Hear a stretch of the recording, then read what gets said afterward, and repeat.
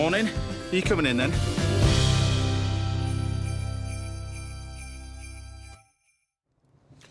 Good morning, and what a show we've got lined up for you today. I'll be joined throughout the morning by Samuel West and Anna Madeley from the hit drama All Creatures Great and Small will be here.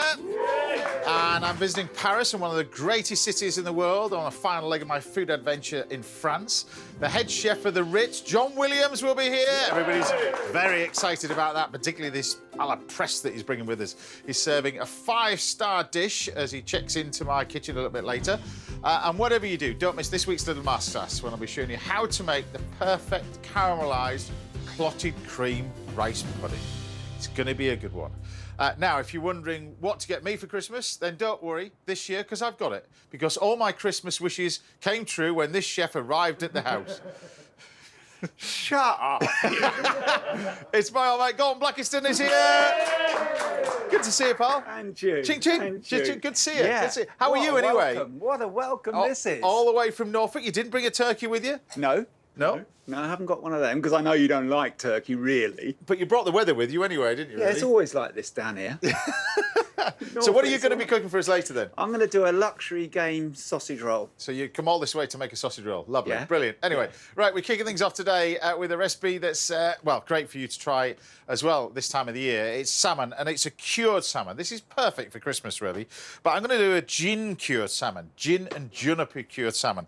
Really simple. I'm going to get this, first of all, on the go. So it starts off with a cure. Now, the cure itself is a combination of salt and sugar. 50-50, really. So we start off with some sugar over here, just some caster sugar, and table salt. That's all you need. Mix that together, like that. Now, the juniper comes in the form of this. I've got some powdered juniper over here. No ordinary juniper. I'm going to introduce the person who made this in a minute, but we got this juniper, so that's going to go in there. Mix all this lot together. So that's your cure bit. The salmon itself is just a piece of farm salmon, really. All it is, nice and simple. You just get the pin bones removed, really. That's all it is. Grab yourself some cling film, like that.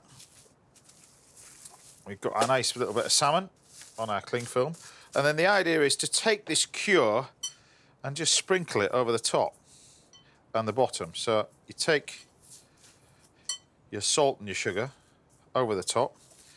It's really simple. I think it's one of these things at Christmas people don't have to be overcomplicated. Yeah, this is one of the easiest things, easiest starters you'll make, really. That's that. And then what we want to do is take some gin. Now, also, a very kind lady who's made this sort of juniper powder has made some of this pine gin, which we're going to get to in a minute, but a little bit of gin over the top.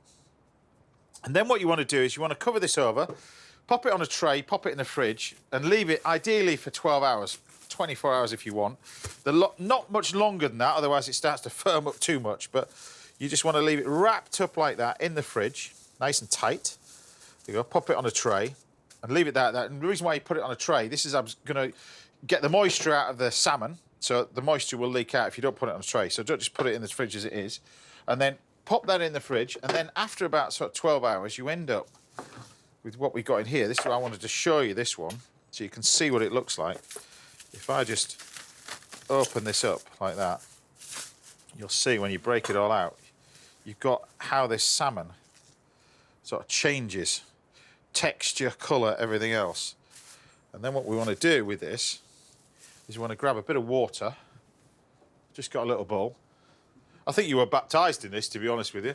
This one. Been baptised. You haven't been baptised? Never been baptised. See, this is the problem so with I you. could change my name. This is the problem with you. That's what it is. It's left you scarred for life. It has, Right, yeah. right, there you go. And you take our nice little bit of fish, and just grab yourself a tea towel, and we can sort of pat this dry on here. But you just want to wash off all the salt and everything else. Now, I was saying to you, the wonderful lady who's done this juniper and this pine gin as well, she's a friend of the show, as you all know. And because it's Christmas, you might be expecting us to go to the North Pole to speak to Father Christmas, but the budget wouldn't stretch that far, hence we got this fella in the studio. So instead, we're going to a disused pit near Doncaster to speak to Top Forager and Saturday morning's fairy on the top of our Christmas tree. Look at her there. Smiling faces as ever, even though it's pouring down with rain. It's Alicia Vasey, everybody. Deserves a round of applause there, braving the elements of the weather. So anyway, explain to us whereabouts you are, Alicia. Where are you? Well, you weren't far wrong. I'm at Eglinton Pit Top, which is one of these regeneration projects that they do. So when you look around at this time of year, you can see all these lovely pine trees, and it's what I call the land of free Christmas decorations. Right. You've got to ask, though, before you get in your free Christmas decorations, haven't you? You've got to ask the landowners. Well, this belongs to council, and they're pretty good with me, you know, for getting a few bits and pieces. It's not that you can go and razz a Christmas tree, you know, but a bit of considerate pruning, you know, with anything isn't that bad. So it looks like, are they pine trees behind you? Is this what we're talking about today, then, this? Yeah, so we're doing pine today. It's fantastic, it's pine. We've got pine, spruces and firs, right? So basically, you're looking at your Christmas tree. They can look at it with whole new eyes because you can actually eat it. So is there anything on pine that isn't sort of okay to eat? Right, so what you just got to bear in mind is that when you've got the list of allergens, it doesn't cover everything outside in the countryside, but what people like me actually pick. So if you've ever cut your head and you've got a bit of a rash, you know that you're a bit allergic to pine. So technically, pine nuts come under tree nuts. So just bear in mind. I mean, it's a bit rare, but it's worth mentioning. That sounds good to me. Yeah, exactly. Never knew that. So what else have you got right there? So about the pine, you can use it. I'm going to use it on the barbecue, stuff like that. You've made a fantastic oil out of it as well. You can make an ice cream out of it, can't you? Yeah, I tell you what, you can. So what I've done there as well is I've done like a cocktail syrup, which is a pine infusion. So that's something that you can drizzle through your ice cream and get that flavour. So it's about processing the pine needles. So I've got somebody to make me some chocolates, the guys at Wintringham Fields, because my chocolate skills are like Can I have one? Yeah. rubbish. Try one of them because you can really taste the pine coming through. They've really got it concentrated down. It's can you taste that? You can. It tastes like aftershave. It's like aftershave. No, it doesn't. No, it doesn't. I'm joking. It's delicious. Oh, that's great, isn't it? Right, for aftershave. Well, it's better than saying it's like toilet cleaner, isn't it? Well, yeah. To be fair, you do get a Pine Fresh toilet cleaner, don't you? Yeah, exactly. You do. So we're going from that now. Tell us about juniper then, because I'm using it on here. I've got some little bits of juniper in a little pot over here. Tell us about what we get. The green juniper that we got over here. Okay, so right, you've got male and female juniper trees. Oh, okay, and we've got native. Right, hold on a minute. Yeah, Hold on. You've got male and female juniper trees. You do. So, funnily enough, when you're going along the Scottish Highlands and you're on the road and you see this 10-foot conifer, and then you see these little fat, short, strubby, like bushes all around it, you can guess which are which. So the short, fat, stubby, sprawling brushes have got all the pine berries on them. And they take 2 years to grow. Right. Those are they're really hard to get a hold of, actually. You know, so it's a right trek. Because the thing is with juniper, it takes 7 years to grow a foot. But the good thing about juniper is that every single bit of it, from the branches, from the needles, the berries, the whole thing tastes exactly the same. So you get the same flavour. So I've been roasting branches down for you, James. Can you imagine how long that took? All right, just to get you your best native juniper powder, because that is absolutely, you won't get any better. None of this rubbish stuff at a supermarket. That's your best stuff, that is. So what else have you got in your hand then? We talked about pine. Now, an interesting thing that you sent me over here, which you introduced me to this a while back. This stuff is amazing.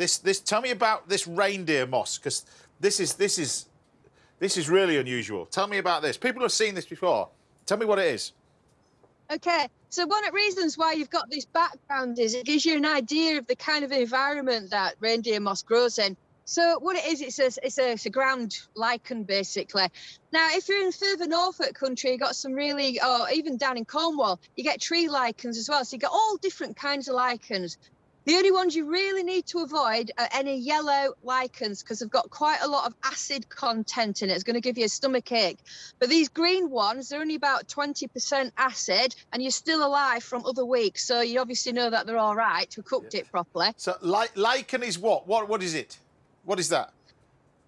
A moss? It's a bit like tumbleweed. It's just a plant that reindeer. I mean, it's moss. Reindeers eat it. It's a bit does what it says on tin, really. Right. Okay. Right. So, Okay. and what do we do it? Reindeers eat it as it is. What do we have to do with it?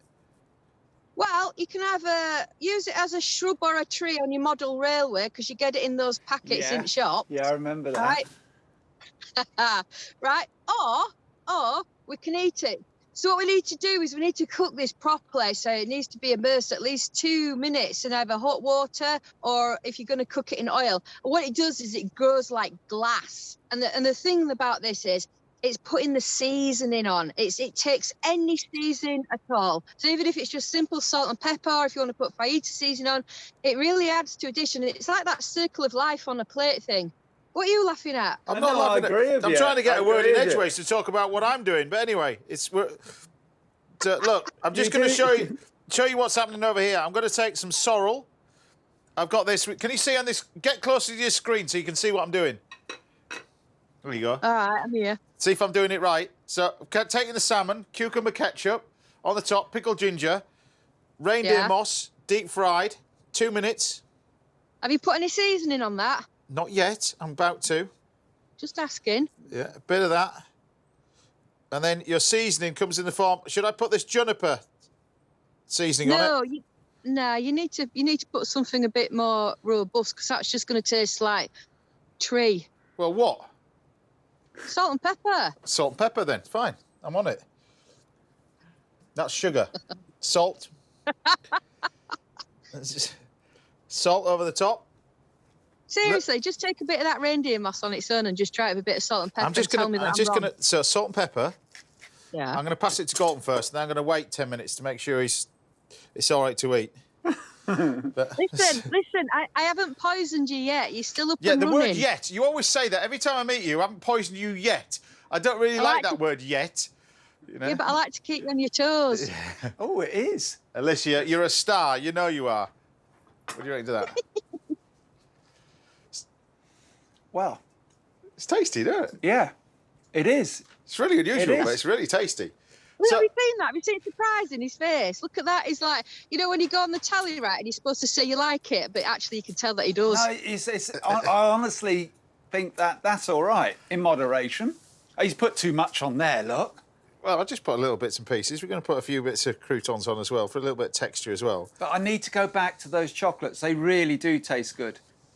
I can still taste. And then- Thank you. And then we're going to finally end up with this. Tell me what this is, because before you disappear, what is this? I can't see. It's got lights, a glare. What's it say on label? Pine oil.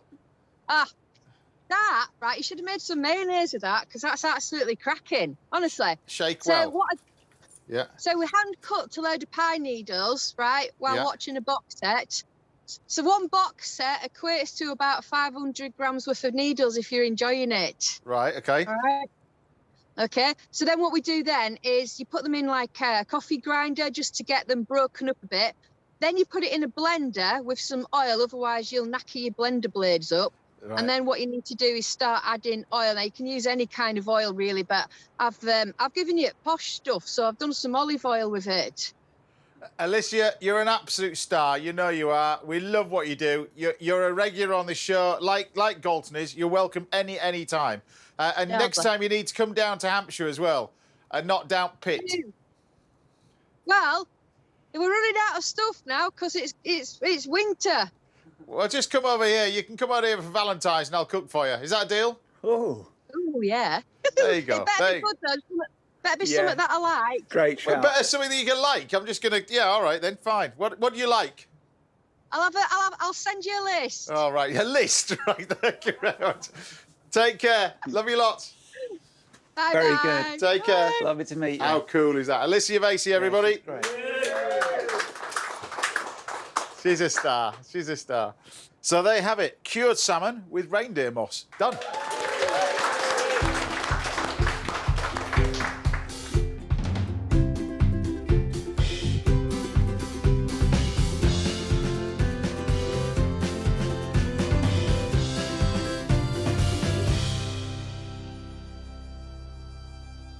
There we have it, Sheffy. Oh, Bon appetit. Wow. Reindeer moss. You see now, you know, this is unusual because I used to have this, and like you were saying, when you had your model railways and stuff like that as your trees and stuff like I that. remember it really well. Little did you know, in sort of 30, 40 years later, you're going to be deep frying it.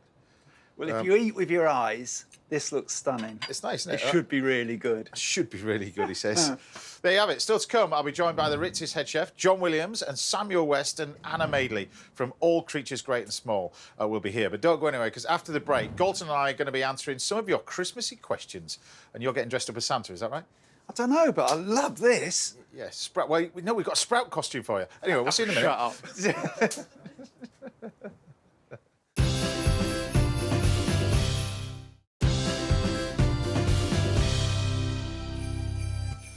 Welcome back. Now, I'll be giving you a masterclass in rice pudding coming your way a little bit later, and we'll be joined in the house by Samuel West and Anna Madeley from All Creatures Great and Small shortly. But first, I'm here with Galton Blackiston, and the two of us are going to try to answer some of your questions, all relative to Christmas cooking, of course, so this should be interesting. So we should be joined on the line now by Deborah Taylor. Are you there, Deborah? I can see you. Yes, I'm here. Good morning to you. So a keen salsa dancer, I heard. Yes, well, I like it. Yeah, it won't sound very good, but Now, it's a distant memory for me from Strictly. It was 16 years ago now. It's unbelievable, 16 years Wow. ago. Strictly for me. I was never very good at salsa. It's quite a tricky thing to get right, though, isn't it? it is very tricky. It's far Especially easier to cook a salsa than it is to dance a salsa. So how can I help you? My question is, I'm really terrible at making gravy. It's either too thick or too thin, or it doesn't taste very well. So I'm just saying, can you give me a recipe that's foolproof? Right, well, foolproof gravy. This is the one that I would make at home, and you're watching this from my house, from your house. This is the one I would cook. Now, you can do this with onions. You can do it plain. What I mean by plain, you can take several things, first of all. You can take a little bit of red wine. We can take a touch of sherry. So sherry and red wine. Now, you can use white wine as well if you want, but I use this one because this is simple You're version. teaching me something here. Teaching you something. Yeah. This is ace. Then we take cold water in here, and then quite quickly we take gravy granules. Is that a very well-known gravy granule? The very well-known gravy granules, those ones. And we put them in here, and you put them in cold water first and start to heat it up. Now, this is where the recipe changes.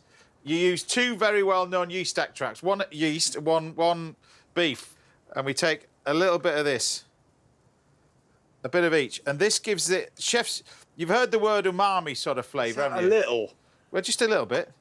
But you've heard this word umami that chefs keep talking about, this sort of extra sense that you have, taste sense. You get that with a bit of this. And it's these two bits. The two together is the crucial bit. All right? Like that. This is amazing. This is good. This is good. Now, you can do this with onions added to it if you wanted to. So you just take some onions and caramelise them in the pan. And you take it to what I call fairground onions. Mm-hmm. You know when you're at the fairground, you have a burger or a hot dog, and you get those sort of not thoroughly cooked onions, but nice and charred on the outside. Those kind of onions you want in the bottom of the pan.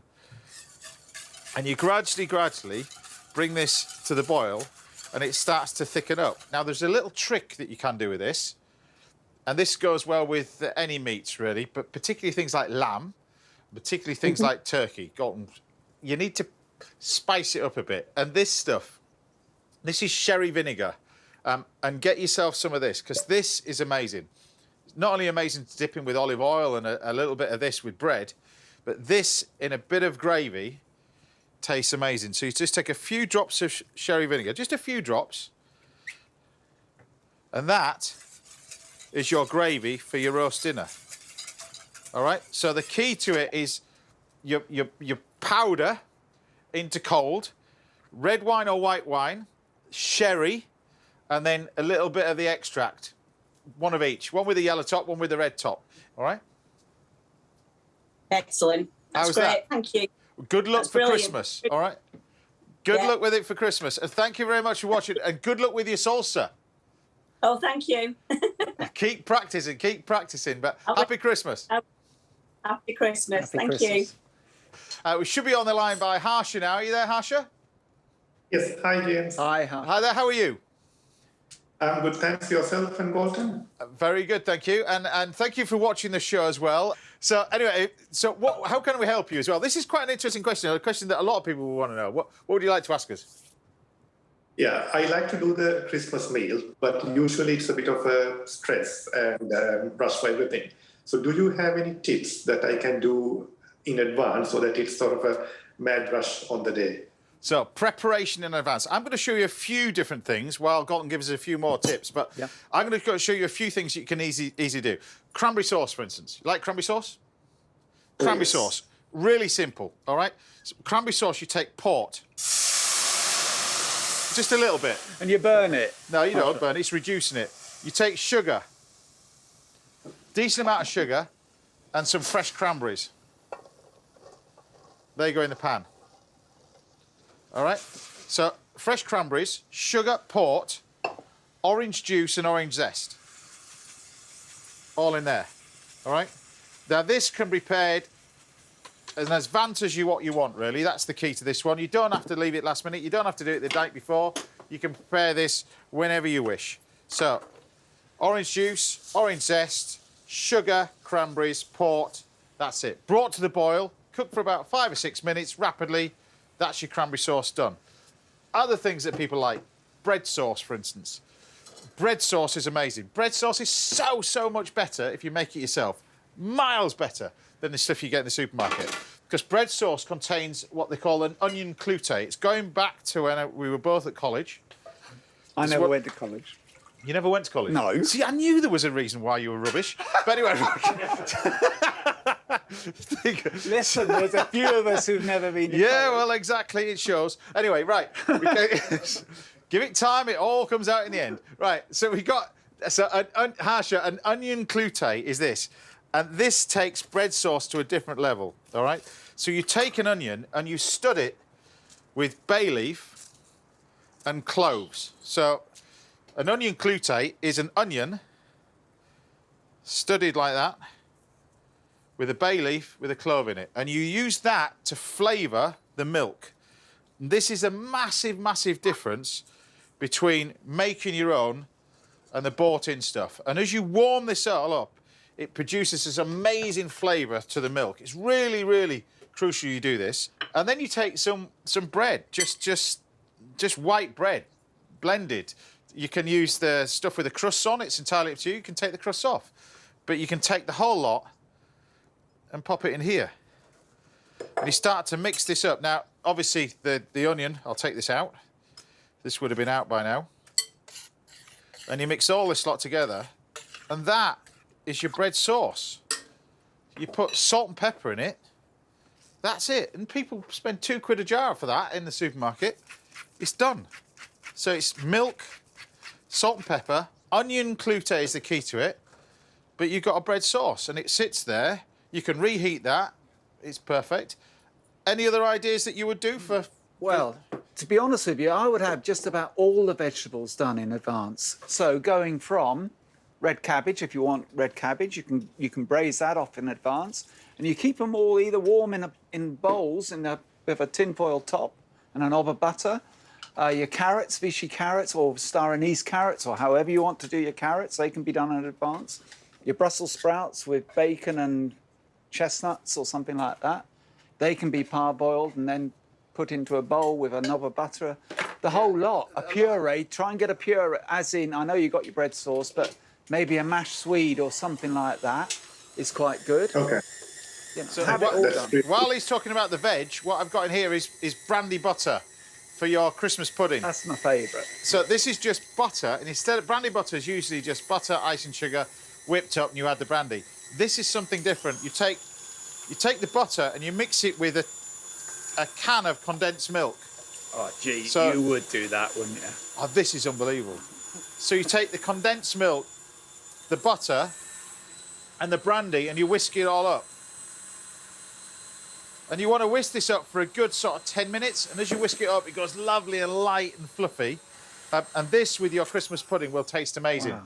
But you've got your cranberry sauce. As it starts to cook down, These cranberries don't take very long to cook as well. You can see they're starting to break down now and soften up. About 5 minutes in the pan with a bit of orange, a bit of port, that kind of stuff. And you've got your cranberry sauce as well with it. How does that sound? So you've got loads of different things. You can do your cranberry sauce. You can actually do the gravy that I showed Helen as well. You can make the gravy, do that and put it in the freezer. Your bread sauce is done. Just show you that one more time. And then you've got your brandy sauce as well. But you see the bread sauce is so simple and tasty. You can enrich it with a bit of cream if you Love wanted bread to. sauce. It's so nice. And you don't have to serve that with just turkey, that with game as well, with partridge and pheasant roasted. It's amazing as well. How's that? Thank you so much. Happy Christmas to you. Thank you very much for watching. Take care. There you go. If you've got any questions or anything to do with food, then do drop us a line to one of the addresses on the screens right now. We'll try to answer them on the future shows. Still to come, I'll be giving you a masterclass in clotted cream rice pudding. And this fellow over here will be treating me to a sausage roll, apparently. Anyway, it's a game sausage roll, luxury sausage roll, apparently. Yeah. But there we go. Don't go anywhere, because after the break, I'll be cooking in the kitchen for Samuel West and Anna Madeley from All Creatures Great and Small. I'll see you in a bit. Bye for now. See, it's done. Cranberry sauce, finished.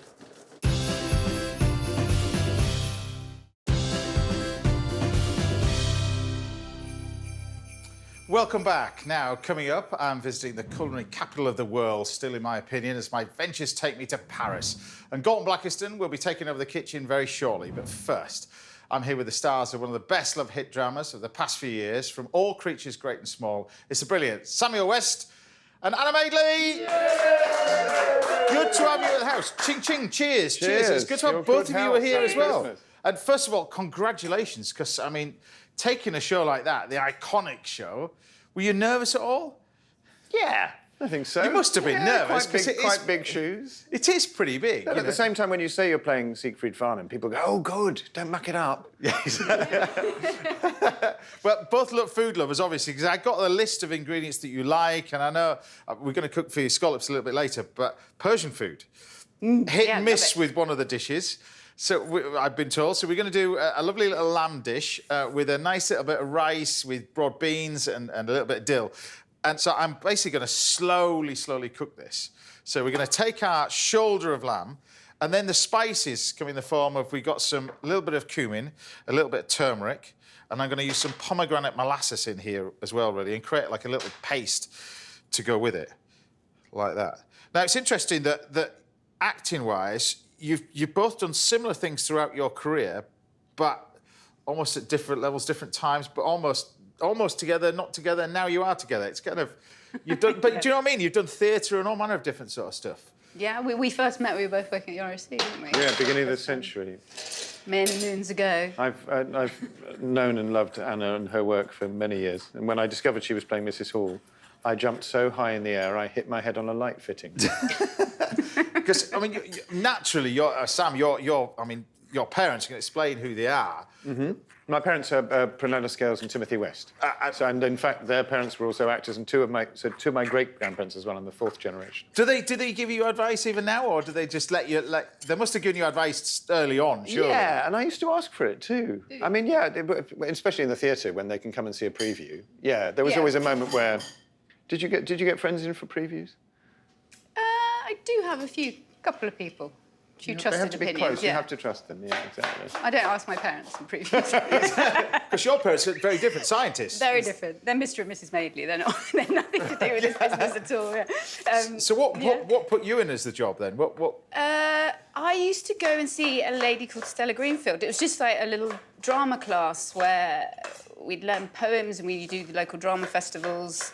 It was a bit of old school elocution thrown in.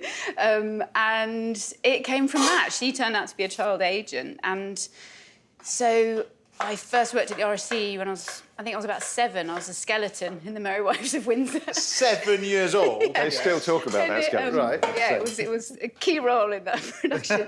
But yeah, I just loved it. I learnt to eat chips and brown sauce in the green room, and it's quite a nice job, isn't it? 7 years old, loved so I do.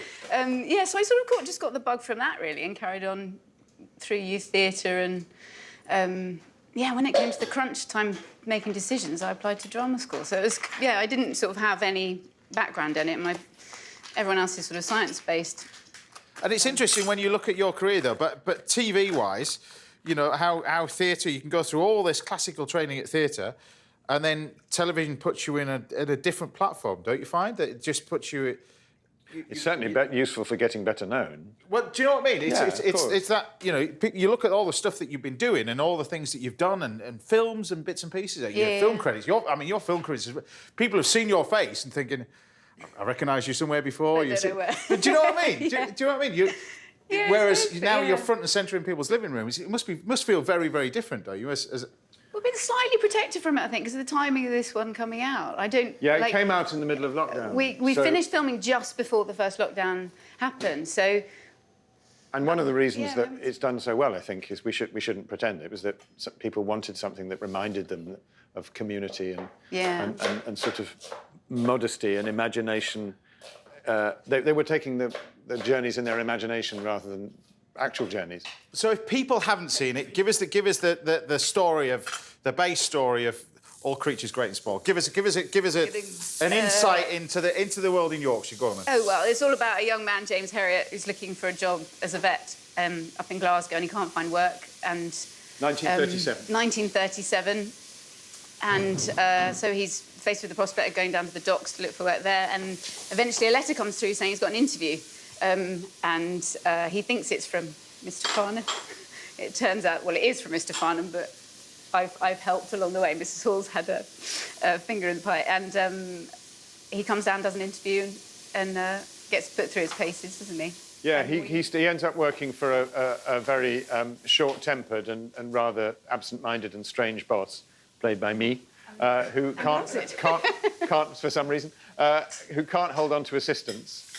But who, rather against his better judgment, realises that this one, and also with the help of Mrs. Hall, who gets him to see that, you know, he'd be a fool to let this one go.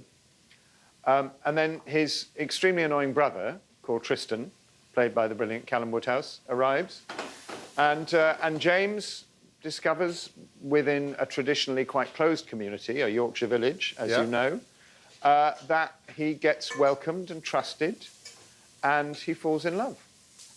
And how do the people, because it's filming, you're still in Grassington? Yep. Yeah. Grassington up there. How do people take it? Because I've got mates of mine that came from the village of Galton, where they filmed Heartbeat, and they used to properly go nuts and freak out. Because they used to go back into their house and lock the door because you used to get tourists coming in and taking photographs of their kitchen while they were still in their house watching TV. Couldn't, you know, at the film set to, you know, there was no separation between the... People are very bad at making that disconnect, aren't they? Yeah. Well, Grassington on the whole is, I mean, it's a big... It's a tourist spot. It is a tourist spot, yeah. But when we changed the main square of Grassington into 1937 or 38, it takes a couple of days. Yeah. I mean, my favourite bookshop, the Stripy Badger, gets turned into a greengrocer's. It's where I go for the Brussels sprouts at Christmas. Yeah, and so that takes 2 days. And it takes 2 days to take it out again. But they're very nice about it. Yeah. And on the whole, you know, it helps the tourism.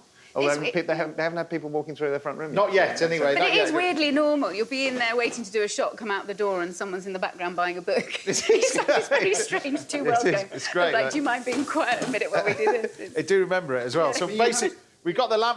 We've got the lamb that's gone in the oven. This needs to cook for about 4 hours. So you put the tomatoes on it, the stock on it, the onions gone on it, the spices, pomegranate. The onions I'm going to get on here. This is kind of like a pilafy sort of dish to start with. Classically, you wouldn't have onions in it, but we're going to take our long grain rice, and you cook this like a pilaf. 1 part rice to 2 parts water. So it's just cold water, straight in.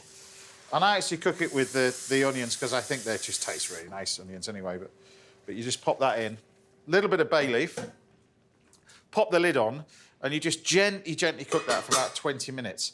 And then what we got in here is the finished off rice. I'm going to stir in lots of butter, and then the broad beans and everything else is going to go in this one as well. This is going to be served with the rice also. But you've both done sort of period dramas as well. How does this sort of differ? I suppose it does really, because what amazes me is the attention to detail that everybody goes through. That must come not just from the producers and directors, but you guys must be looking at it going...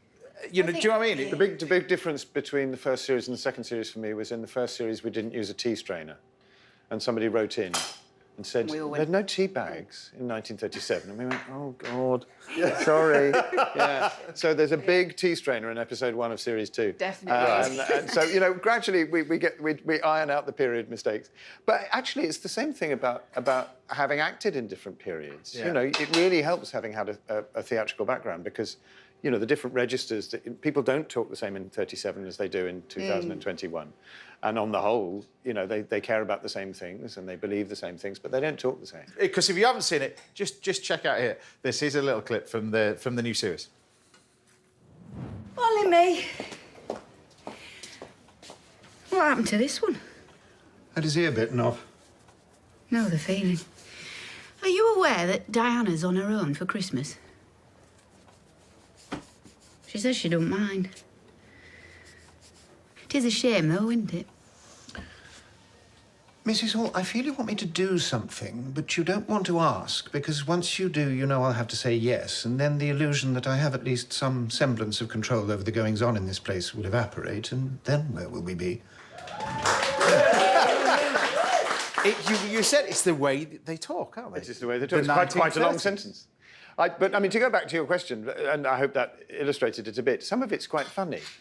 And I don't get asked to be funny very often. So that was the main thing for me. I thought, a part that people have heard of, that playing, you know, that takes a bit of playing, that takes a lot of energy and is a big character, but occasionally is quite funny. That was enough. Well, it's brilliant. We're going to talk loads about it later. I've got in here this rice. I know you've got your eye on this. So we've got broad beans, I've got butter gone in here, I've got fresh, loads and loads of dill. I mean, tremendous amounts of dill. You think you've got dill on gravel axe, it's like a bush of dill. It's unbelievable. You throw the whole lot into it, salt and pepper, and then with butter. And you actually use dried dill as well. So salt and... It's a dill overload. If you don't like dill, then you might as well turn off. Go home. And then we've got pomegranate, where you take some pomegranate seeds and you pop these all in it as well. So you get the pomegranate together with the lamb, the pomegranate molasses, that kind of stuff. But we just stir all this lot together. Oh, the colour of this is fantastic. So that's your nice little Persian rice. Sure. That bit. But the money shot is in here. It's in the oven. Because this one has been in the oven for 5.5 hours. Start off with 4 hours with it, with the cover over, and then you continue to cook it without the cover on it for another 1.5 hours. And what you do is you take the sauce and it sort of thickens up as well. Now, you don't have to put the tomatoes in it, you can just do as it is. But the idea of this is you take your... Well, you can actually... This just falls apart, look now. You don't have to carve it. Wow. Yeah, you don't carve it, you just cut it into pieces like this, and the whole lot mixed together with the sauce, everything else, and the whole lot just... I mean, just... You don't need a knife and fork with it. You just need a spoon and a straw. That's the kind of stuff it is. But it's just... I love this sort of stuff. Like that. And you just mix it all together. Bit of the old salt and pepper over the top. And one thing that fascinates me about shows like yourself, that fascinate with animals as well, is how do you as an actor, acting to be a vet, how do you get on with... You can't actually get animals in and perform anything. It's not like... Well, you can't do it on Casualty anyway, but how do you do that? You can't do anything to an animal that you're not trained to do and that it doesn't require to be done to it. But could the original, when Yeah, Christopher Timothy famously said he found it quite pleasant putting his hand up a cow's bottom. Right. We're not allowed to do that anymore. I'm sure he's right. Yeah. But we can't tell. They could knock them out, couldn't they? Yeah, they could also sedate them. If we want to pretend that an animal, if we want to shoot an animal that's been sedated, we need a very well-trained animal that can lie quiet and shut its eyes. And if that's a cow, that's one thing. If it's a dog, it's one thing. And then if it's a horse, you know, you're fine until the horse decides it doesn't want to lie down anymore. Yeah. And then you move. Get out of the way. Because it gets up very quickly. So I think the rule is, would a vet watching this think, yeah, I kind of believe that. I think he sort of knows where his hands are going. Yeah. And you know, we have very brilliant on-set vet, Andy Barrett, who tells us where to... That he knows exactly what he's doing. He knows exactly what he's doing. So we say, look, if I'm examining this, do my hands go here? Where do I go first? Do I do this at the same time? I think I have to say, we're going to talk loads a bit more later as well. The attention to detail that you guys go through, I find it incredible. I just, you know, when you're watching stuff like that, people just see it as a TV program and then you kind of switch off. But I think, you know, I've ventured in the world of TV a little bit, but you see the amount of work that everybody puts in Well, I'd love people to be able to visit the set and see the detail in that kind of work. Like every time someone sent a postcard or a letter, the detail that's gone in the artwork that goes into those things. I collect stamps, and all the stamps are correct. They're all proper stamps. Yeah, it's and if they weren't, amazing. I'd complain. There you have it. There's your Persian lamb with your Persian rice, slowly cooked for about 5.5 hours. We're going to chat a little bit more later where you've got scallops as well. So, bon appetit. Cheers. Done.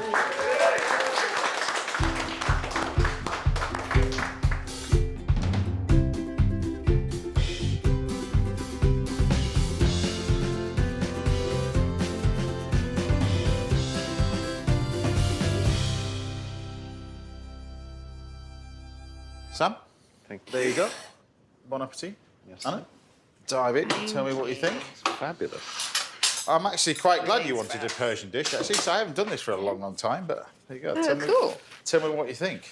I'm enjoying the sprouts. Yeah, it's got to be a sprouts napkin, hasn't it, really? It's got to be... Especially at Christmas. Tell me what you think. It's... I've got a big bit. Oh, it's meltingly. It's gorgeous. Oh, my God. Oh. Not from me. That's what I call frowny good. Frowny good. Frowny good when you go, oh. Either that or it's good acting, one of the two. No, but no, it's- I was absolutely... I didn't choose to do that. Wow. There you go. Right, I'll be treating Sam and Anna to a dish of scallops a little bit later on in the show. And I'm off on a food adventure to Paris very shortly. But join me after the break when Galton Blackiston will be firing up the stoves and making the mother of all game sausage rolls. I'll see you in a bit.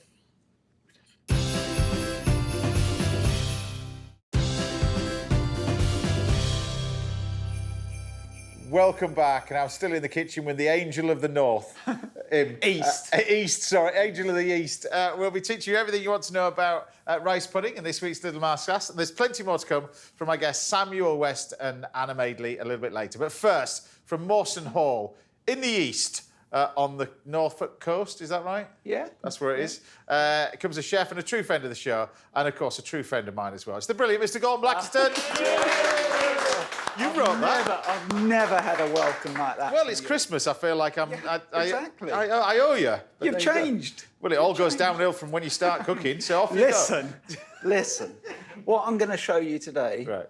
is something which I think is right on plan for Christmas. Right. It's What do you mean, right on seasonal. plan? Right, okay. Well, I'm It's a I'm sausage big roll. one. No, it's not just a sausage roll. It's a luxury sausage roll. It's a Okay. game sausage roll. I'm a big one to use seasonal produce. And what I've got here is pheasant, partridge, mallard. You could use pigeon if you wanted to. Yeah. You could ring the changes. You could put livers in there if you wanted some game livers in there or something like that. Off you go then. But I'm gonna Yeah. keep it simple for you. Yeah. Well, no, it should be for me. Well, in here, you do need the sausage meat. You need the fat content of the sausage meat. Okay. So sausage meat goes into there, along with diced up pheasant breast. You But could not use too leg- much fat in the sausage meat. You don't want. No, you don't want too much, but you want everything in moderation, James, as you well know. No, but do you know what I mean? If you have the partridge. Yeah, if you have the too fatty sausage meat, you're just going to know that fat just falling Well, I agree with you. Right, so pheasant, partridge, and sausage meat in there Yeah. at the moment. Dijon mustard, Yeah. about a tablespoon, roughly. Okay. Right. I'm trying to be organised. You're here. feeling very confident today. I mean, you've cooked Tarragon, it. Sorry. freshly chopped tarragon, and chives Yeah. into there, like so. Hello. Got my little friend here with me. Yeah, the dog's and wandering around. seasoning. Yeah. Okay. Don't go mad at the seasoning. Right. Good peppermill. That's massively important. And just get it blending just slowly. You know the peppermills are made by Peugeot. Do you know? Yeah. Yeah. Just tell you. It's good. So let that go for a minute or two.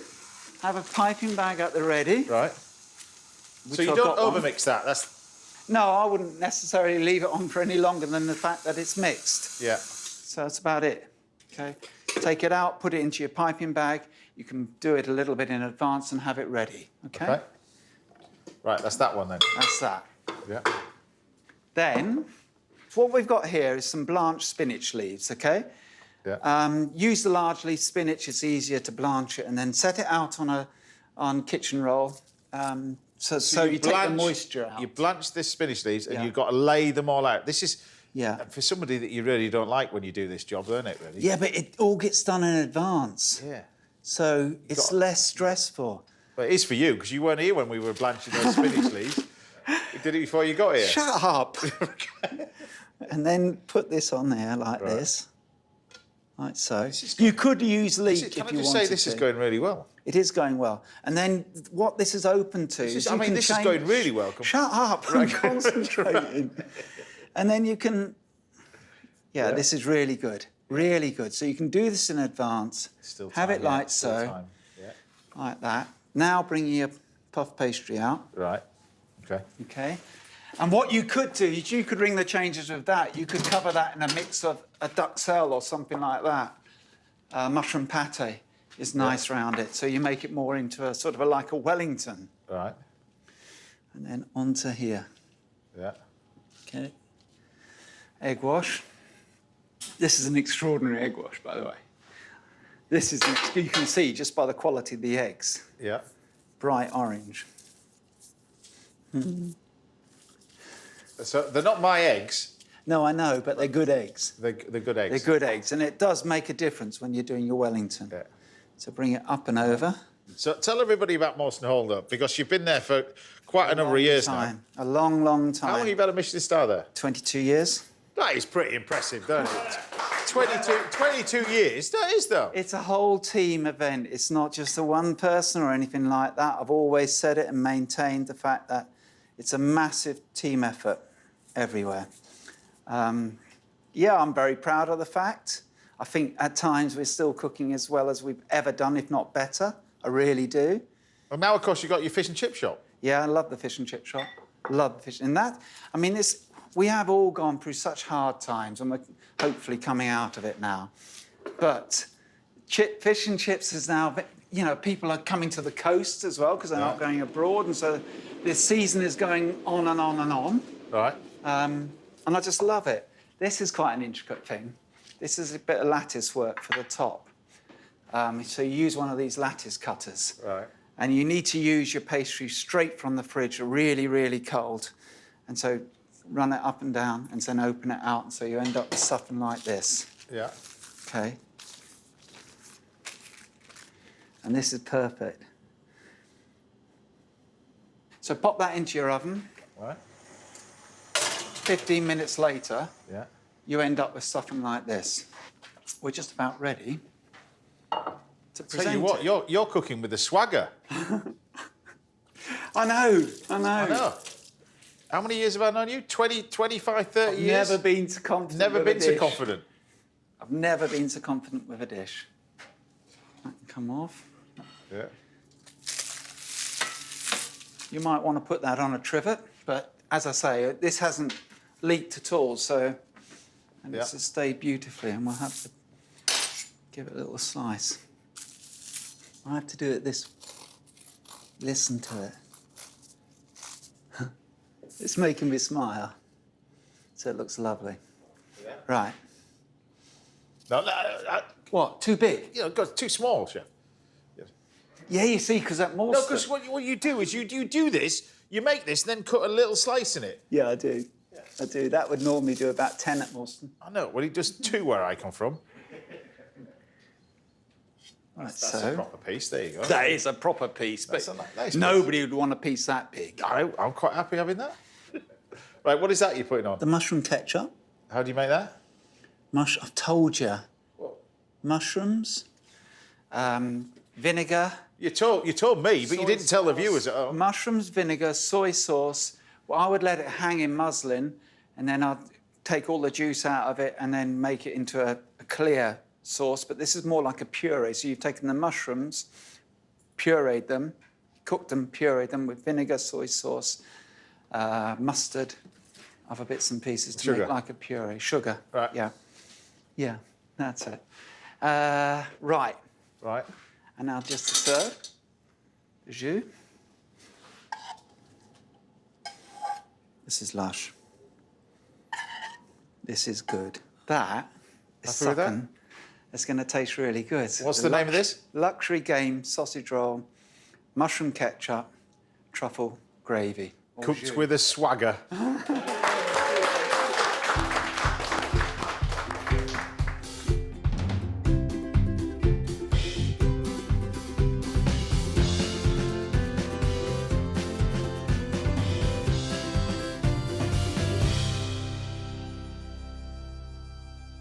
Right, I'm looking forward to this then. Yeah, this is up your street, isn't This it? is right up my street as well. This I've got to say, and I've known you for 28 years, 29 years, nearly 30 years. Yeah. This is the best dish you've ever cooked. I need to stop now, don't I? It is. This is the nicest dish you've ever cooked for me. Perfect. It's fantastic. Perfect. That's the nicest thing you ever said. Just remember, you've got one in the oven that you don't want to burn. Oh, yeah. All right. Right. Thanks for that, Galton Blackiston, everybody. Right. Chef John Williams will be here with a recipe for pigeon a little bit later on in the show, and there's still loads more to come from my guests Samuel West and Anna Madeley. But don't go anywhere, because after the break, I'm on the final leg of my food adventures in Paris, in France. So I'll see you back here in a couple of minutes. This was amazing. It is amazing.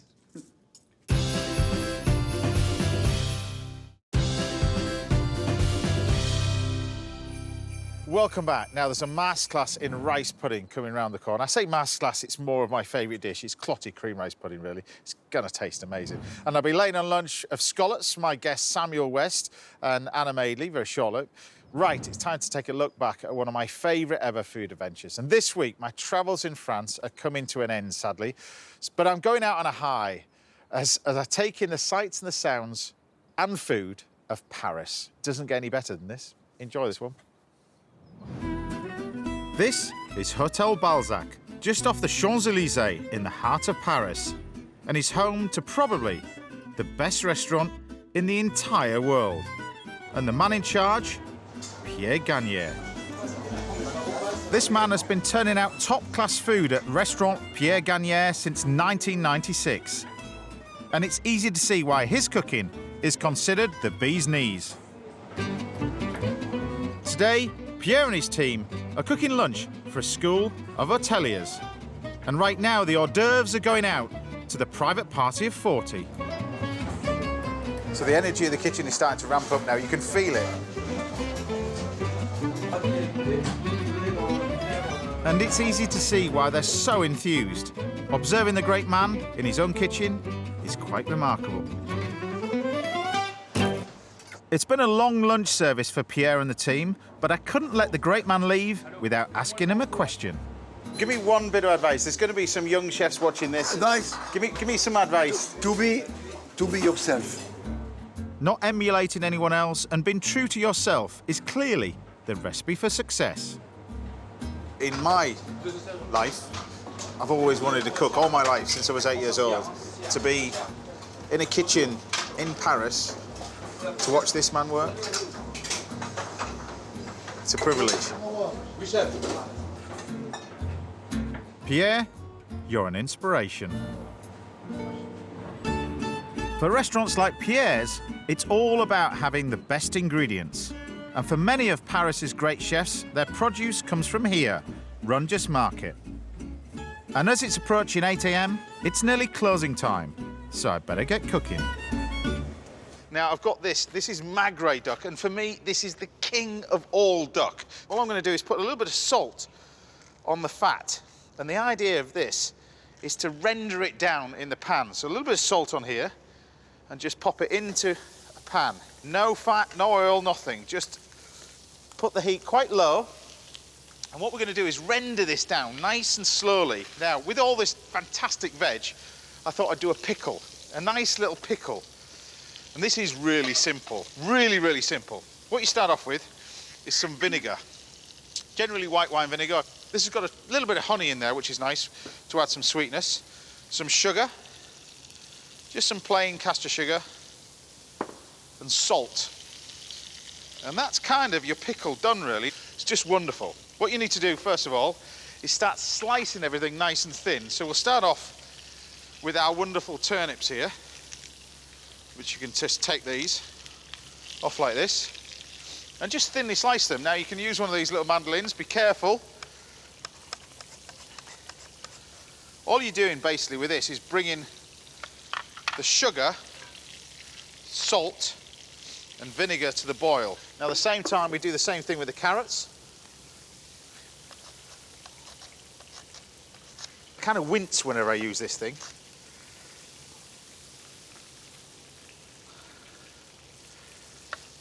Still got my fingers. Look, this is almost done.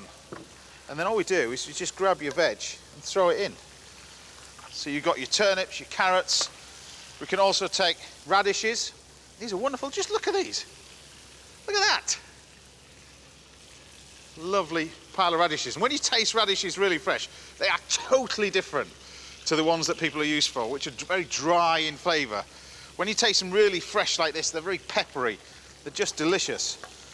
You're going to slice these as well, like that, and throw those in. It's just a very simple instant pickle that goes really well with duck.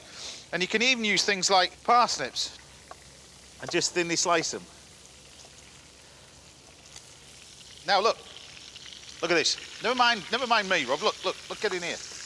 I haven't added anything to this. This is just as it is. Look, this is how much fat is coming out of the duck breast. This is what keeps it warm when it's swimming around. Nice. Look. Turn that dirt lower, a little bit lower. Just ever so slightly, just let it tick away gently. Grab some black pepper. And then I'm going to make a wonderful sauce to go with this. So, hot pan on the stove. And then we just use a combination of ingredients. I use a little bit of vinegar and water. Half and half. Sugar. Decent amount of sugar. All the sugar. Look at that. Pinch of salt. And then we're going to make, it's kind of like a chili jam, but it's not a chili jam. It's just, you know that stuff that you buy in the supermarket, that sort of sticky chili jam that you get? This is what it is, basically. It's just a mixture of vinegar, water, salt, and chilies. And you can get hot and spicy chilies if you want, but the key to this, really, is finely chop them and keep the seeds in it. I've got no idea why people flick seeds out of chili.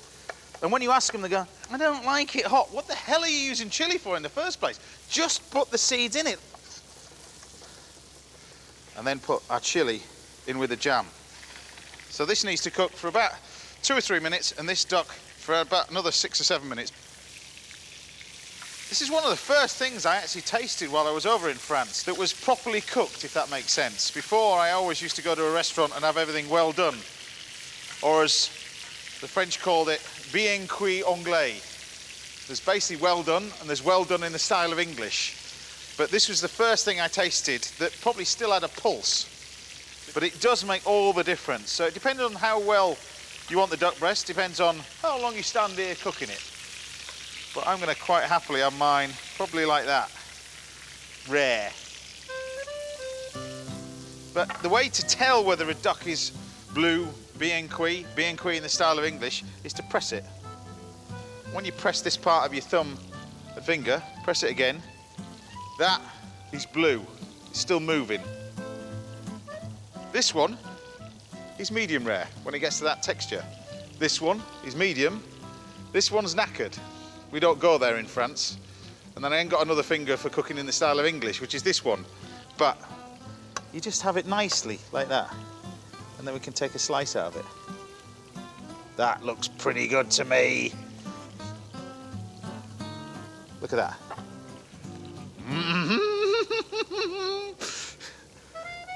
Delicious. I know I get all excited about stuff, but this is just proper food. Put that on the plate. Like that. See, and then you just take some of this pickle. You just put it on there.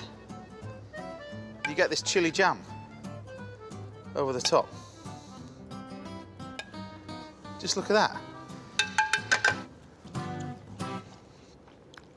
I would tell you how good this is, but you get the idea. Cue the music.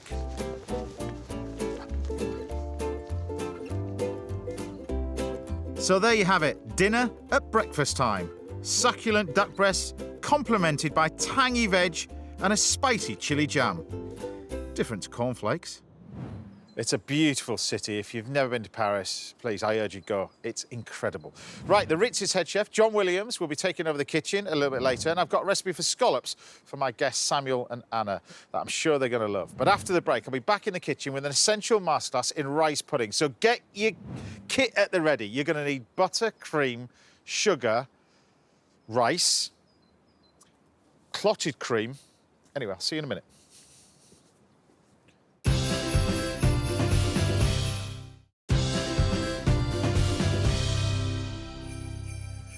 Welcome back. Now I'll be serving up my final course for Samuel West and Anna Madeley from All Creatures Great and Small. And Chef John Williams will be dropping by very shortly. But first, it's time for this week's little masterclass. And this week's masterclass, I'm going to be showing you how to make a classic dessert that's perfect for this time of the year. It's a caramelised clotted cream rice pudding. Now, I'm going to serve it with some sort of stewed prunes to go with it, really. You can either serve it on its own, with a little bit of jam, possibly, or just on its own, or you can serve it with these. These are wonderful. So I'm going to get these prunes, first of all, on the go. So to stew these down, we're going to take a little bit of orange zest, but instead of zesting it, we're going to peel it like that. So I'm going to, a bit of orange, a bit of lemon, like that. Take this. And then what we're going to do is just, you don't have to be too perfect for this. Hello, Ralph. Ralph's down by the side of me here. Oh, fella. We're then going to take, don't have to be julienne, but just thin strips, really, or thinnish strips. Don't have to be perfect either. So just nice and thin like that as we go all the way through. And then, I've got to say, this has got to be the only cookery show with the dogs just walking around, isn't it? You all right, Ralph? You all right, bud? Happy? Good, all right. So he knows what's about to happen. Clotted cream rice pudding is just off the charts. Look, we're going to take this. So you don't have to be too perfect for this. Don't worry about it. Just loose like that. It's going to cook at the same time anyway. So nice pan on the stove. Get this nice and hot. This pan over here. And then we're going to use a combination of orange juice, lemon juice. This is going to be sort of our liquid side of it. So nice squeeze of this juice in here. There we go. A little bit of the lemon in there as well. Squeeze that. In we go with the... You're not having the lemon, dog. That's not what you're having. And then in we go with this. And then what we want to do now is just grab some sugar. So I'm going to use some brown sugar for this one. But what we want to do is sort of stew this quite quickly. So we're going to not candy them, but like candy them, I suppose, roughly. A little bit of cinnamon in here. A few spices. We've got some cloves.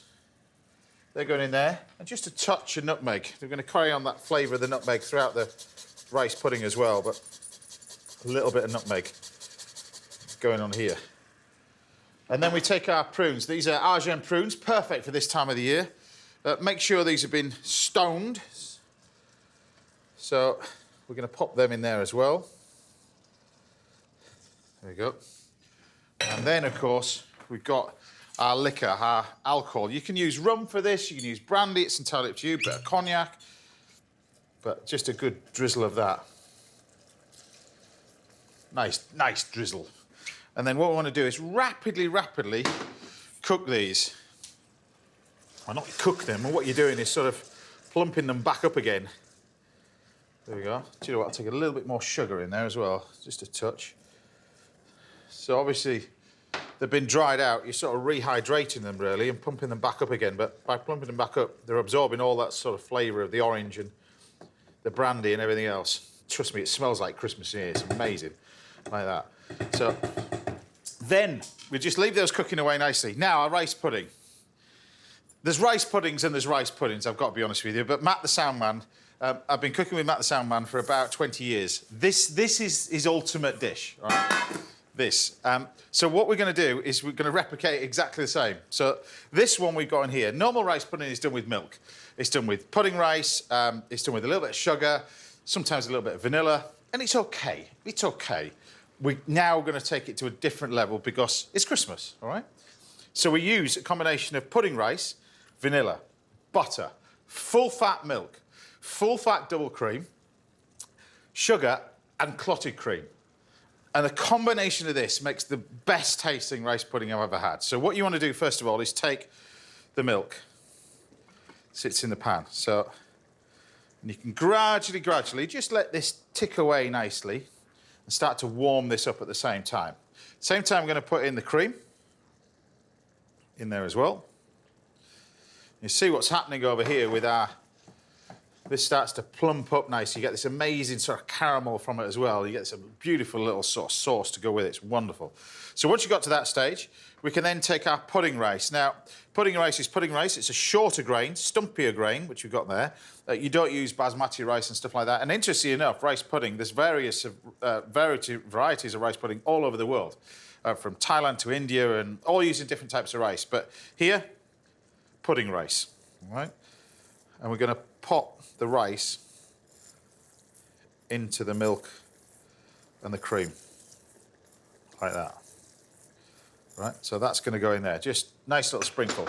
Vanilla. Nowadays, you've got vanilla paste. You can use the vanilla bean if you wanted to, the whole bean. Just scrape it all out and you can put the whole thing in there. But the paste is really good. Stay away from things like essence, really. Essence is more of a chemical. This has actually got real vanilla in it. It's actually done with a sugar syrup. It's actually really, really nicer. And a pot of this goes a long, long way as well. Because vanilla is quite expensive. It can be quite expensive and the price fluctuates massively. So you're going to take that. That's going to gently start to warm up. Now, we add a few knobs of butter to this. A little bit of that. Some sugar. And I always use caster sugar for this one, but that's going to go in there as well. But then this is where the magic happens. Clotted cream. Now, clotted cream, it's amazing how clotted cream's made, and the simplicity of how it's made, really. They take cream and they put it into these little pots and they steam it. Steam it for about 45 minutes to an hour, and clotted cream's made. It's as simple as that. That's where you get the little skin on the top, which is exactly what you want with the rice pudding as well. But you're taking a good dollop of clotted cream. Like that. So we're just going to mix all this lot together, and you can almost leave it like that now. Now what you want to do is just warm this up slightly. Carry on the thing with a little bit of nutmeg again. So once you've got everything mixed, now we can take our fresh nutmeg over the top. And what I like to do is just warm this up in a pan, really, to start with. So we'll just fire it up a little bit more and just get it started. Just get it started bubbling, first of all. It'll just help speed it up in the oven. You can see that actually starting to bubble. So as it starts to bubble up like this, I'll show you in the oven. I've got one over here, look. I'll take this out. That's Matt the sound man. Look, we take this and pop it back in the oven. This is for his afternoon tea. This one. This one, however, is for his breakfast. But you see you get an amazing skin on it as well, which I think you get from that bake in the rice pudding as well. You get that beautiful skin on the top. So we can caramelise this as well. So I'm just going to warm up these prunes as well. At the same time, we'll start to caramelise this. So rather than caramelising it with white sugar, I use demerara sugar for this. And I find that demerara sugar caramelises everything a little bit better. So whether you're doing creme brulee or anything like that, anything that wants you caramel over the top, try and use demerara sugar as opposed to white sugar, because white sugar, it reacts with humidity and moisture in the air. And particularly this time of the year, if you caramelise anything and you do it too early, you walk away, particularly this time of the year, you come back and it's all watery on the top, and that's because you've used probably the wrong sugar, or you've done it too early. So a little bit of sugar over the top, and don't stir it all in, because when I was a kid, we used to fight over this sort of skin on the top of the rice pudding, which was really nice. But you take a bit of that. Now, Santa should be bringing you a blowtorch on your list, because these are amazing. Much, much better than the little piddly little things. If you do this while it's still hot, you see how quickly this will caramelise, look. And this is this brown sugar. But it caramelises so much better with one of these things. There you go. I mean, look at that. That's a dish of happiness, is that, isn't it? It's just beautiful. And then you've got the prunes here. You see how quickly they sort of come together. Now, I'm doing this with rice pudding. You can serve this with ice cream, but look, you've got all those lovely flavours in there. Now, what I would do, if you've got Granny coming round, before she comes round and before she dives into this, I would hunt out the 3 cloves that you've got in here, because you're going to end up in the dentist quite sharply if you're not careful. So, anyway, they're going in there. Now, to serve this, we've got our rice pudding. We've got our nice little compote. We can take our compote on here, but you see you've got this beauty. It is fantastic, this. Really simple. The prunes. Bit of the zest. And then, of course, you've got your rice pudding. But you need a decent spoon.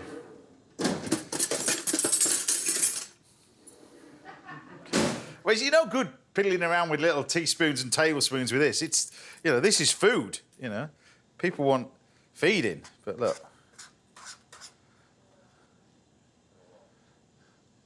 You get this.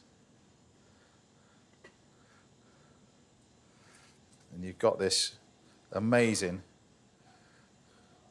clotted cream rice pudding that, trust me, when you taste it, you'll never, ever go back to anything other than this.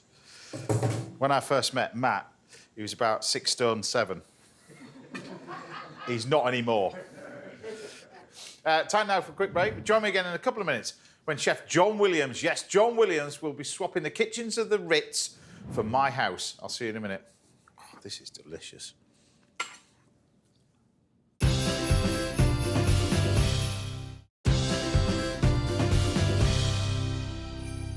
Welcome back. Now, I'll be cooking more for Sam and Anna later on in the show, but I'm here with this thing, this amazing, well, silver contraption, and the gentleman that's brought him with him. I'm so excited whenever he comes to the house. It's the fabulous John Williams. I feel like we should throw petals at you or something like that, because every time you come here, you've got this aura around you. We've got people coming to the studio to watch you as well. What have you brought and what are you cooking? Well, this is a press, which was actually originated for a Canarella press. And it was popularised in the late 1800s by Frederick Delay. And the whole idea, Escoffier actually said it was the perfect teamwork between the kitchen and the service. Okay. Basically because the legs of the duck were certainly served raw, and they had to go back to the kitchen to be devilled and recooked.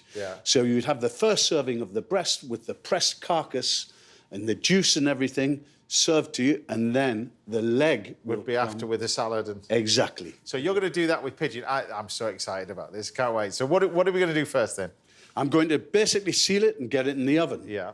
So just rub a little bit of salt into the breast, and then just literally let's get some heat on there. So would these be farm pigeons then, or are these wild pigeons? They're French farmed. You know, they're squab pigeon. Which is not the same as our British pigeons. They're much darker meat. These are dark meat, but they're not quite as dark, and they're a lot more tender.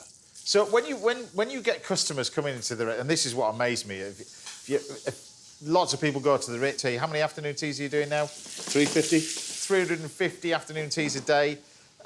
It's incredible. But the restaurant at the end of that, until recently, you never had a Michelin star. No. Not that that mattered, because you were always busy all the time. Yeah, that's very, very true. But the reality of it is we do strive to actually achieve. You know, make no bones about it. I want to achieve.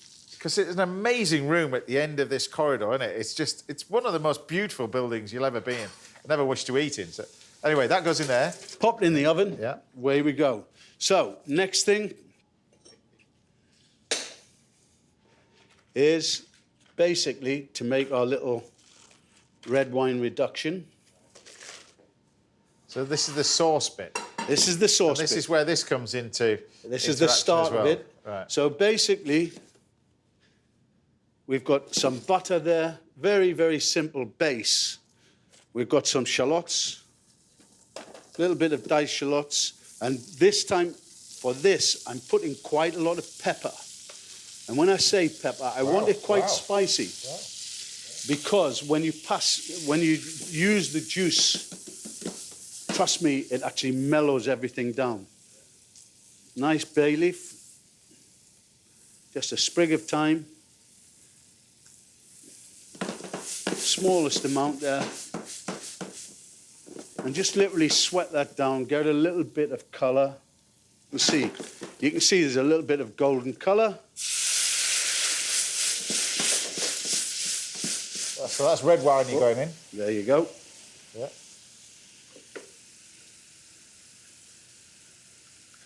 Now, you're renowned for your sauces as well. If I ever ask anybody to go eat anywhere to experience different things, the sauces that you make, I don't think anybody does sauces like that anywhere in the UK. Nobody. Not now.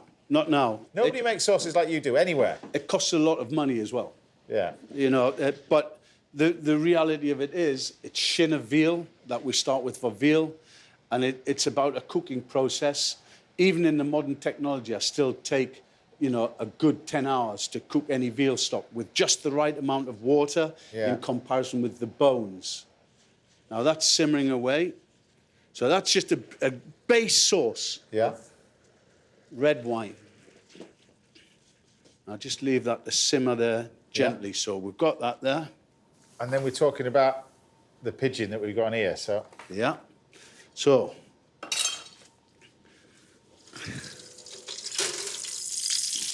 we'll take that pigeon out. So this is what you've had rested for about 5 minutes? This one has been resting for approximately 5 minutes. Okay. And the first thing to do, because the legs will be undercooked, are just to take, just in there, quick incision, pull that back, and off it comes. Same with that one, just straight inside,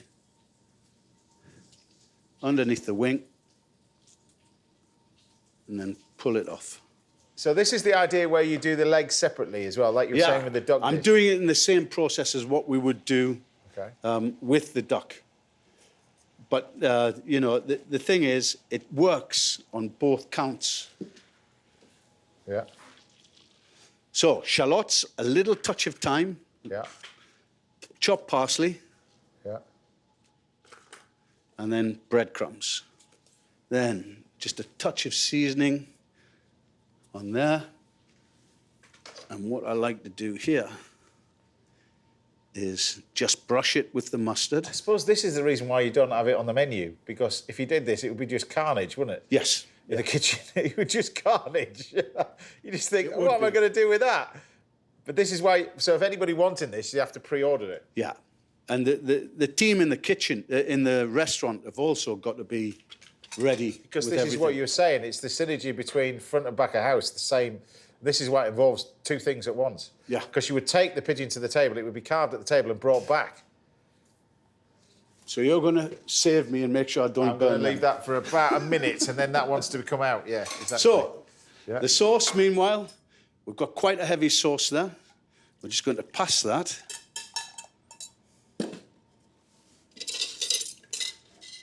Just squeeze everything through there. I'll move this out of the way for you. Thank you. Well, I'm going to keep my eye on that one while you're there. Lovely. Yeah, good.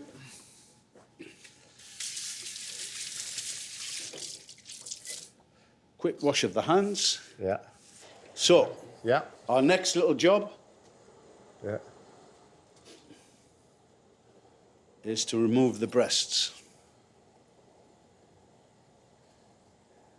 So this would be all done by the front of house team as well? Yes. Not you doing doing it? Yeah. This is not me. And this is the skill behind it, because you're using your hands. They can't do that. They're using Exactly.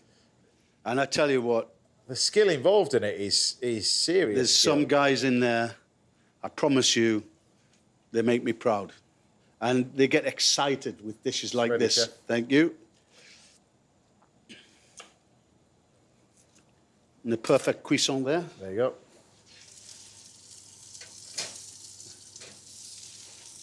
Wonderful.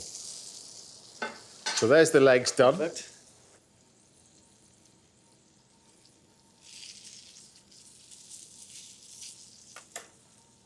So, right. This is... here we go. Yeah. So inside here we have a little sieve kind of thing. Notice the intros are still inside there because it'll give extra added flavour. So all we do is pour a little bit of cognac. I always feel that a little bit of cognac and port. Of course it does. It helps release the juice. Yeah. So this is the amazing thing with this. When you're looking at it, and you're looking at it as a... This is relatively new, isn't it? This is probably 30, 40 years old? Yeah. But the old-fashioned ones, if you look online, they're a lot of money, the antique ones. A lot of money. I mean, more than a car. The juice is really... Look at this. Flowing. There you go. I mean, the French also call it au sang because if you think about it, it's the opposite way of making a caramelised gravy because these are semi-raw. This is magical to watch. There we go. Now, I'm doing this all together, so please bear with me. It's all right. So normally what would happen is you get to serve the breast meat. The breast first. And then you would then get the legs would go away. Exactly. They would then cook and you get those afterwards with the salad. So. Perfect, yeah. Okay. That's exactly what we would do. Just a little touch of salad. You've got to have a little bit of prettiness, haven't you? Yeah. And just a couple of caramelised walnuts.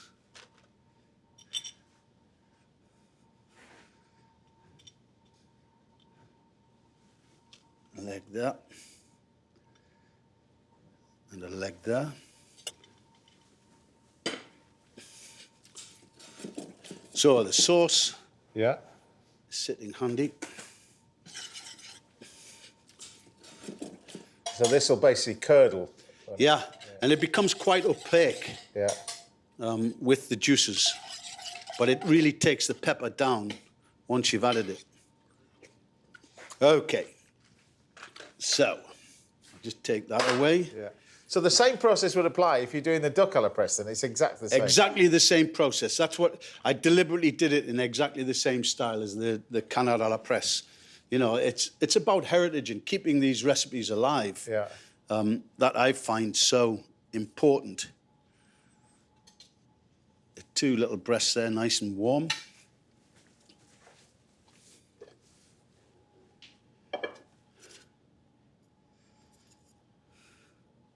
Oh, look. Look at that.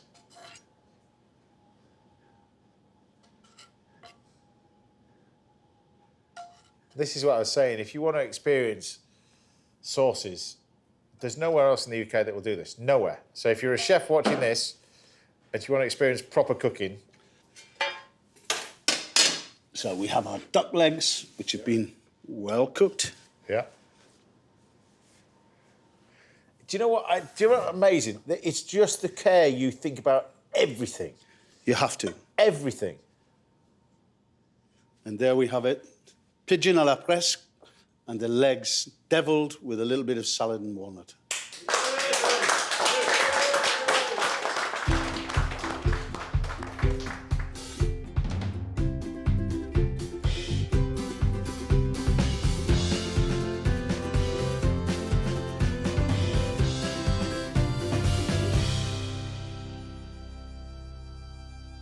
Right, Chefy, I'm looking forward to this. There we go. Thank you. Thank you. Look at this. There you go. There you go. Now, what was it about that sauce that excited you about it? What was it? What was that? You know, nowadays, so many people have gone away from all we learned from history. Well, we should embrace it, move forward, and evolve in our own way. That is amazing. John Williams, everybody. Unbelievable. Right, we've got time for one more final recipe now, so join me after the break. We'll be laying on a slapper lunch for my guests Samuel West and Anna Madeley. I'll see you in a minute. I'm not going to beat this, but I'll see you in a minute.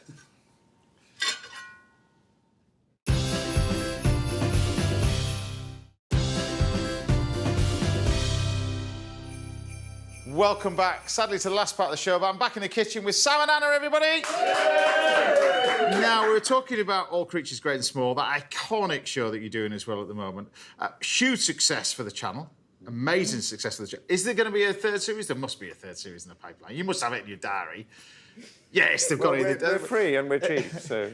And the Christmas special, of course, is coming up as well. But I know you're big foodies, so I thought we'd do you an amazing dish with this. I thought I'd do you something very different to the Persian dish that you had earlier. I thought I'd do you scallops. Amazing. So scallops with a ponzu little sauce. So we've got these amazing scallops we'll get to in a minute. The sauce I'll get to in a minute, but we're going to do a little garnish of diced apples, celeriac and fennel, and we mix all that lot together. Now, for those people who are just waking up on a Saturday morning, tell us about the show and the parts you play, because I mean, your part is iconic, but your part is also iconic, but it's very different to the original. Yeah, so I play Mrs. Hall in the show, who's the housekeeper, who was in the original and was around, but she was a much smaller part. And when you look at the books, she appears briefly at the beginning to welcome James into the house, and then she gets mentioned via her ham and egg pie. But that's about it, really, isn't it? She's not really around much. And, so Ben Benson wrote this amazing adaptation where he's made her really heart of the home, sort of surrogate mother figure, and housekeeper extraordinaire. She's a lot of fun. But, I mean, you play the iconic...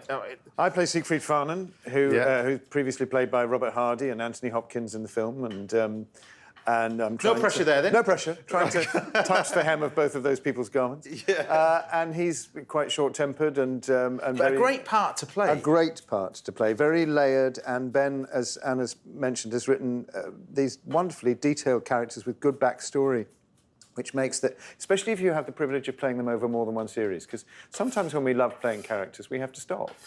And at the moment, we don't. And I think the lovely thing about the second series is you watch everybody kind of deepening and sitting into their characters more.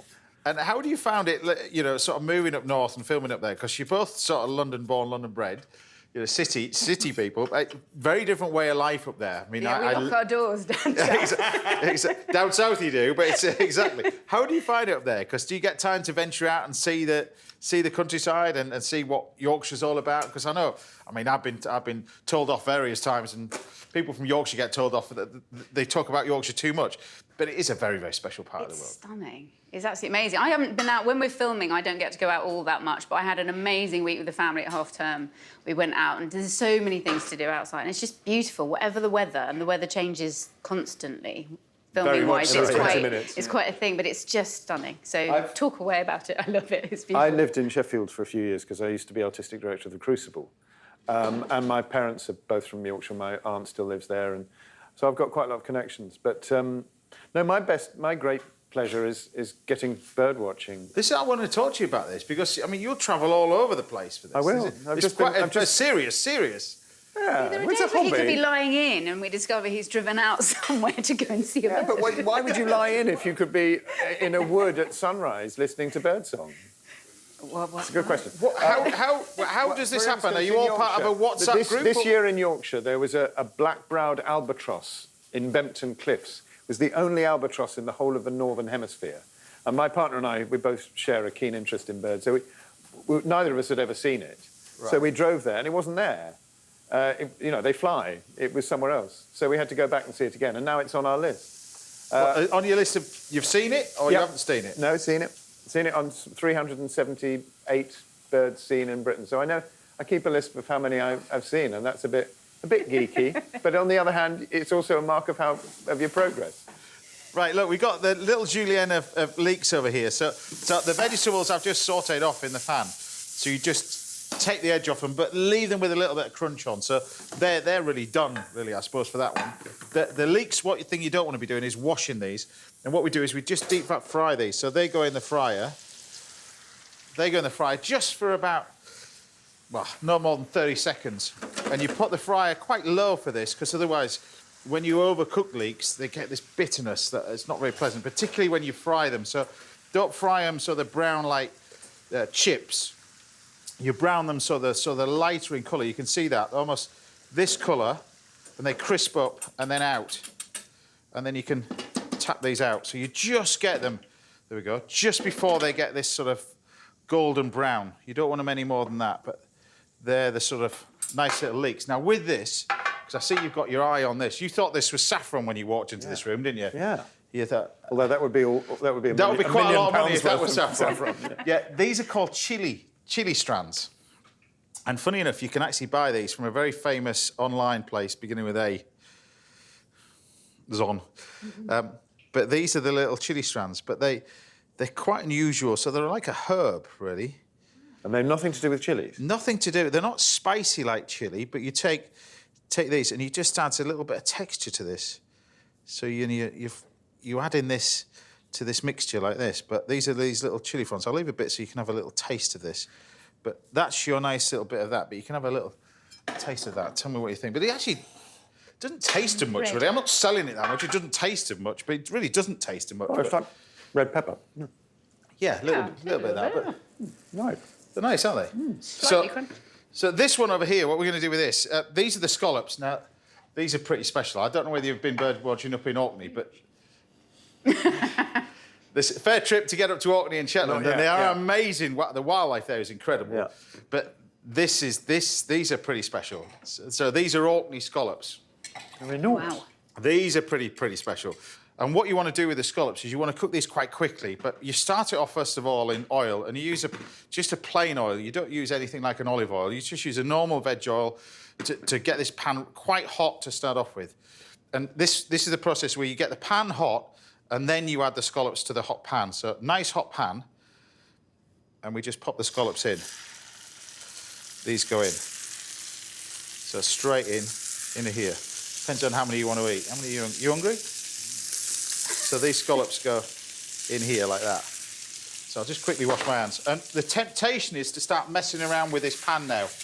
You must leave it, because you want to get a nice little colour on the scallops as well as you go in. So while you're happening with that, we then take a touch of salt and pepper over the top, a little bit of black pepper over the top, and again, leave them till you start to get this nice little colour on it. So the pan is hot as it will go, like that.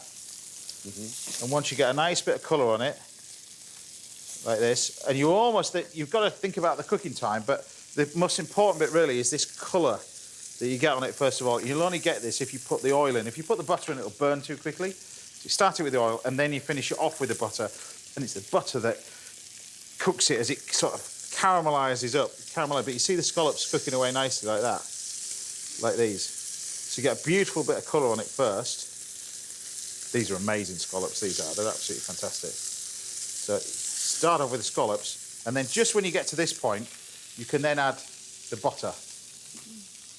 This is the important bit. So you get the colour on the scallops first, and then while the pan's still hot, you keep the pan hot, and now you add the butter. And this is where it starts to caramelise the butter at the same time.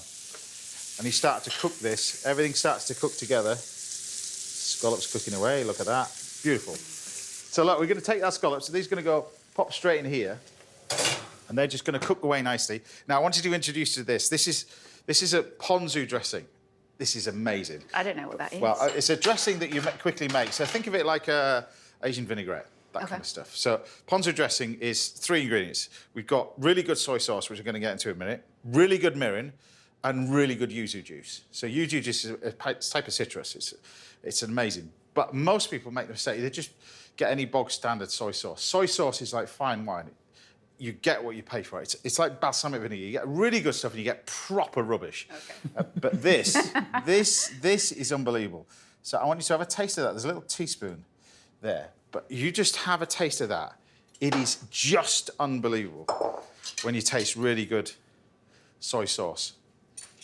It's amazing. So you've got the Christmas show coming up. Can you tell us a little bit about that or not? Can you tell us what's coming up or not? One of the great things about doing All Creatures is that, you know, as we discovered in the first episode of the first series, nowadays so much TV drama is about really dramatic and terrible things happening.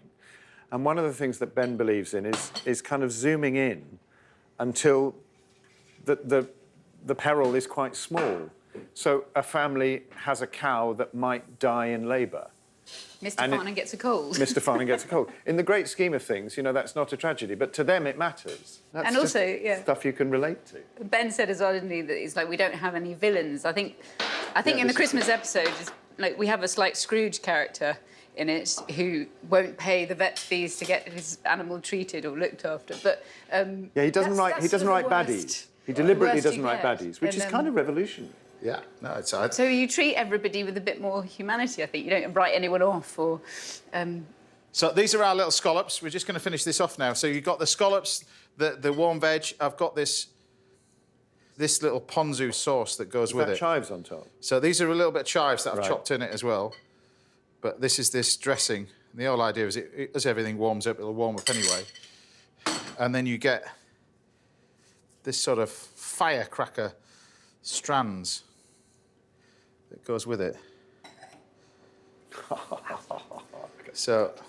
This is theatre. Well, I don't know. Do you know what? It's a dish, and what I wanted to do you're actually, I didn't tell you about this, but you're actually guinea pigs. I haven't tried, I want to put this on my restaurant menu, and I don't know whether it's right. There you have it. I think it's good enough, but you've got scallops with ponzu. Wow. With deep fried leeks. Done. There you go.